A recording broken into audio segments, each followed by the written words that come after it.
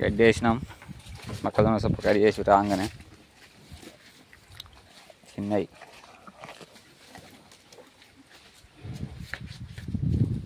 వంకాయ కూడా నిన్న తెంపినాం.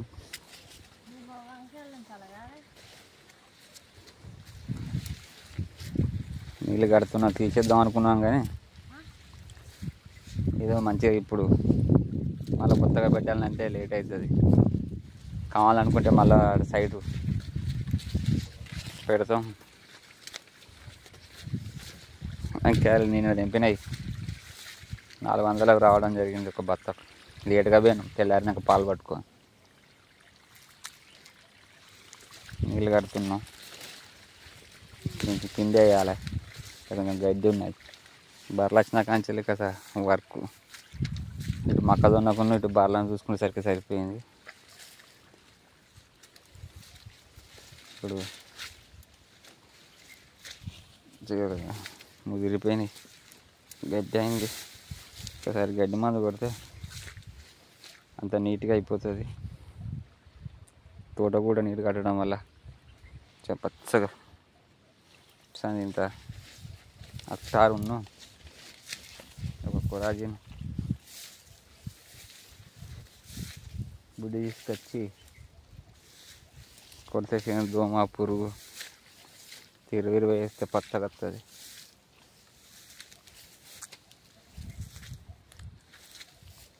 దీన్ని తీసేసి మళ్ళీ కొత్తగా పెట్టాలంటే లేట్ ప్రాసెస్ అవుతుంది. దీన్ని ఎక్కడనే ఉంచి నీళ్ళు పారడం వల్ల కమ్మగా నీళ్ళు పారుతాను. బంతి పూల చెట్టు చిన్నప్పుడు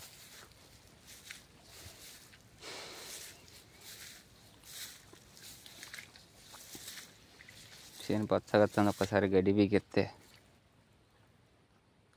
నీట్గా అవుతుంది.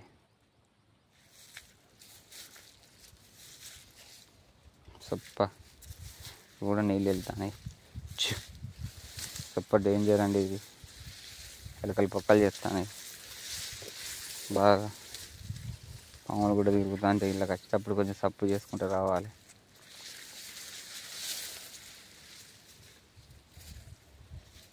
సొప్ప కంప్లీట్ అయింది.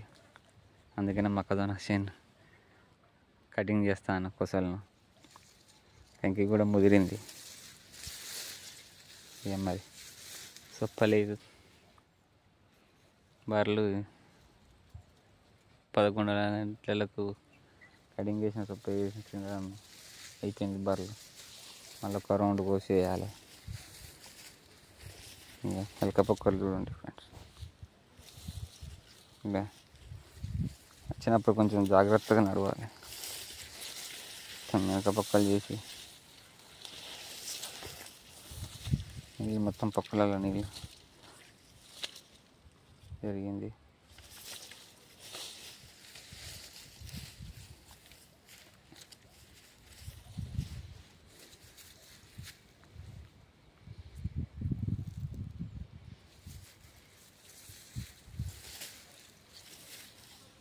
మా చెట్టు కూడా మనిషిని తిరుగుతూ ఉండేది.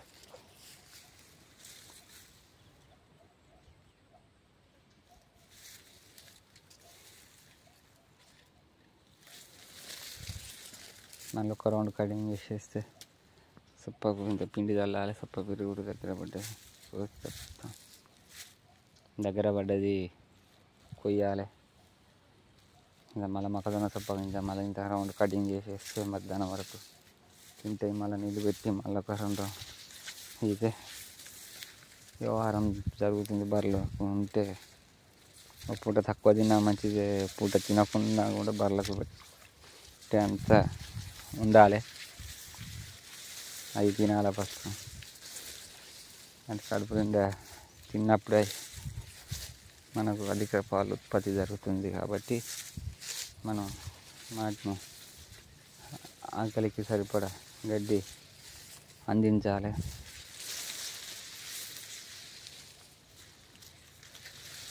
నిన్న ఒక బత్త తెంపడం జరిగింది. మా కొడుకు మా భార్య ఇద్దరు కలిసి సగం చేను వరకు కటింగ్ చేసిండ్రు. వంకాయ దీన్ని మొత్తమే తీసేద్దామని అనుకున్నాం. చేను పచ్చగా మంచిగా ఎగురు పూత మొగ్గ వస్తుంది. ఈ టైంలో తీసేస్తే మనకు కూడా ఇబ్బంది అవుతుందని ఆలోచన చేసి మొక్కజొన్న పోయినాక మళ్ళీ ఫ్రెష్గా పెడదామని అనుకుంటున్నాం.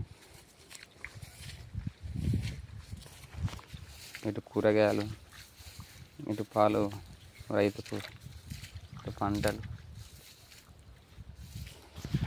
ఈ సైడ్ ఎంబడి బీర చెట్లు పెట్టినాం, లేట్గా పెట్టినాం. ఇది బీర పిందెలు కూడా పడుతున్నాయి, పుత్తకొచ్చినాయి. కీర దోస కూడా వేసింది. కీర దోసకాయలు కూడా పిందెలు పూతకొచ్చినాయి, పిందెలు పడడం జరుగుతుంది.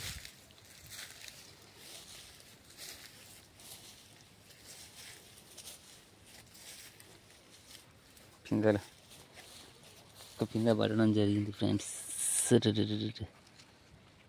ఒకటి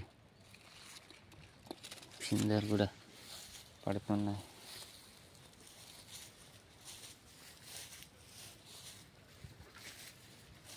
ఇది మంచిగా ఫ్రెష్, ఈ పిందె మంచిగా పడ్డది.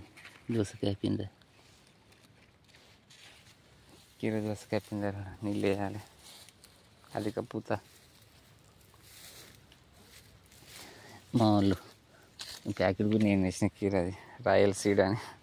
ఊళ్ళకి వస్తే 10 రూపాయలేమో ప్యాకెట్, 10 రూపాయలు పెట్టి తీసుకోవడం జరిగింది. Cucumber, green long, royal seed వారిది.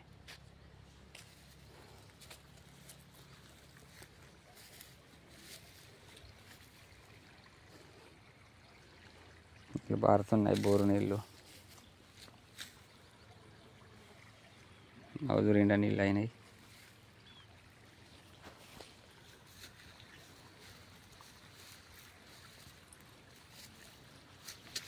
బర్రెలు మేసినాయి. వేసిన చొప్పను మళ్ళా రౌండ్ కటింగ్ చేయాలి. వాటికి ఎత్తనే ఉండాలి, తింటూనే ఉండాలి.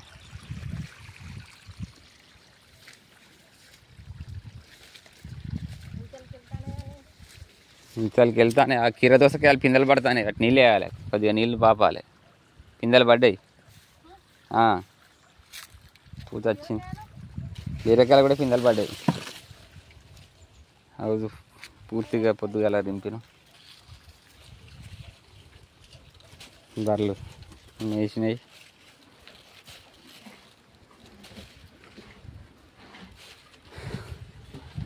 గాడి దింపినాం.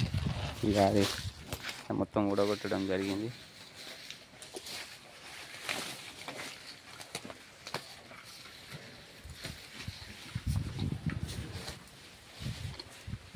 ఈరోజు మళ్ళా ఇరవడానికి పోతుంది. నేను కూడా ఇరవడానికి లైన్ మీదకి వెళ్ళిపోవాలి ఫ్రెండ్స్.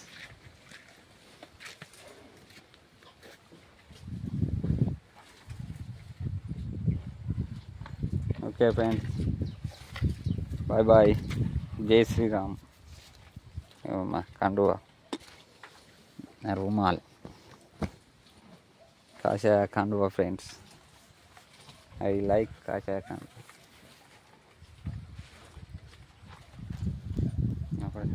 Okay friends.